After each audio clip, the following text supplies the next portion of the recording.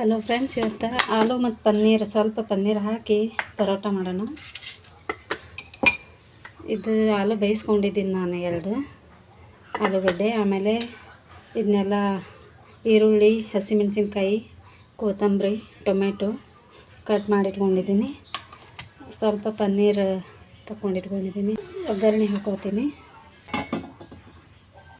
ಆಲೂಗಡ್ಡೆ ಅದನ್ನು ಸ್ಟಫಿಂಗ್ ಮಾಡ್ಕೊಳಕ್ಕೆ ಮೊದಲು ಸ್ವಲ್ಪ ಎಣ್ಣೆ ಹಾಕ್ಕೊಂಡು ಒಗ್ಗರಣೆ ಕೊಟ್ಕೋತೀನಿ. ಒಗ್ಗರಣೆಗೆ ಸಾಸಿವೆ, ಜೀರಿಗೆ, ಆಮೇಲೆ ಅರಿಶಿನ ಪುಡಿ ಹಾಕೋತೀನಿ. ಹವೇಜ ಮತ್ತು ಜೀರಿಗೆದು ಪೌಡ್ರ್ ಮಾಡಿಟ್ಕೊಂಡಿನಿ ಹಸಿದ, ಅದನ್ನ ಸ್ವಲ್ಪ ಹಾಕೋತೀನಿ. ಆಮೇಲೆ ಮೆಣಸಿನ್ಕಾಯಿ, ಕೊತ್ತಂಬರಿ, ಈರುಳ್ಳಿ ಹಾಕ್ತೀನಿ.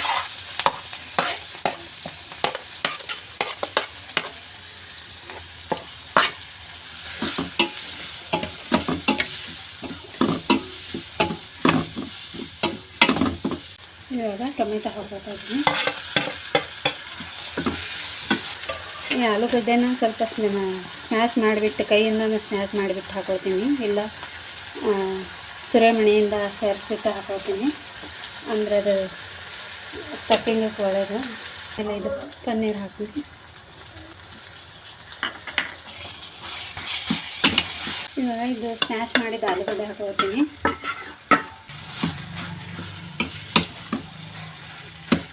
ಸ್ವಲ್ಪ ಮಸಾಲೆ ಖಾರ ಹಾಕೋತೀನಿ.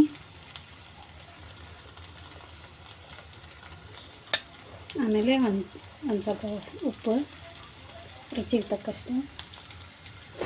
ಇದನ್ನು ಚೆನ್ನಾಗಿ ಕಲಿಸ್ಕೊಂಡ್ಬಿಟ್ಟು, ಇದು ಸ್ಟಫಿಂಗ್ ರೆಡಿ ಆಯ್ತು. ಈಗ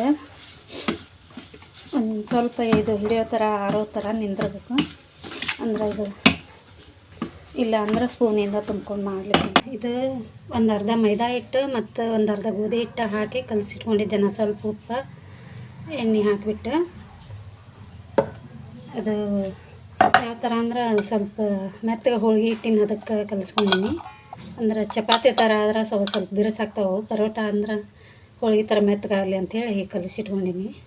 ಇವಾಗ ಸ್ಟಫಿಂಗ್ ಮಾಡ್ತಾಯಿದ್ದೀನಿ ನೋಡಿ ಫ್ರೆಂಡ್ಸ್. ಹೋಳಿಗೆನ ಯಾವ ಥರ ನಾವು ಸ್ಟಫಿಂಗ್ ಮಾಡ್ಕೊತೀವಿ ಅದೇ ರೀತಿ ಮಾಡ್ಕೊಳ್ಳೋದು.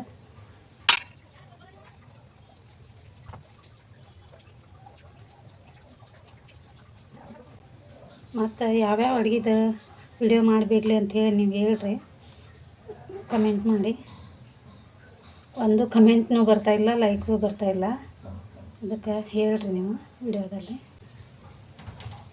ಸ್ವಲ್ಪ ಹಿಟ್ಟು ಹಚ್ಕೊಂಡು ಇವಾಗ ನಿಧಾನವಾಗಿ ಲಟ್ಟಿಸ್ಕೊತೀನಿ.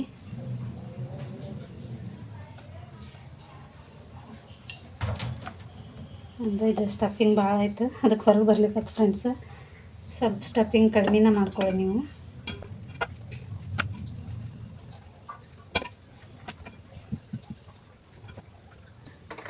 ಅಷ್ಟು ಹಚ್ಕೊಂಡಿದ್ದಿಲ್ಲ.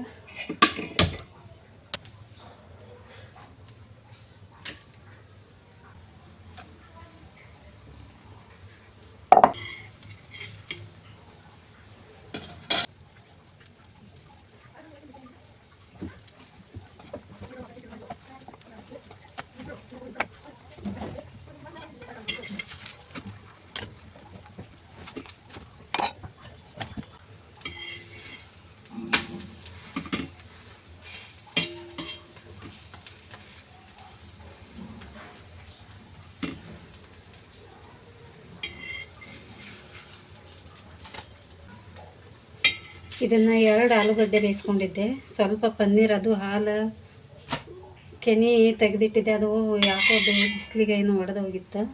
ಅದನ್ನು ಮತ್ತು ಒಗ್ಗರಣೆ ಹಾಕಿಟ್ಟು ಮಾಡೀನಿ. ಇದರಲ್ಲಿ ಈಗ 2 ಆಲೂಗಡ್ಡೆಲಿ ಕನಿಷ್ಠ 7-8 ಆಗ್ತಾವೆ ಪರೋಟ. ಹೊರಗಡೆ ತಂದ್ರೆ ಅವು ಎಷ್ಟು 40 ರೂಪಾಯಿ ಅದಾವೆ, 50 ರೂಪಾಯಿ ಅದಾವೆ ಗೊತ್ತಿಲ್ಲ. 100 ರೂಪಾಯಿ ಕೊಟ್ಟು 2 ತಂದು ಒಬ್ಬರು ಇಬ್ಬರು ತಿಂದರೂ ಅದು ತಿಂದೋ ಆಗಿರಂಗಿಲ್ಲ.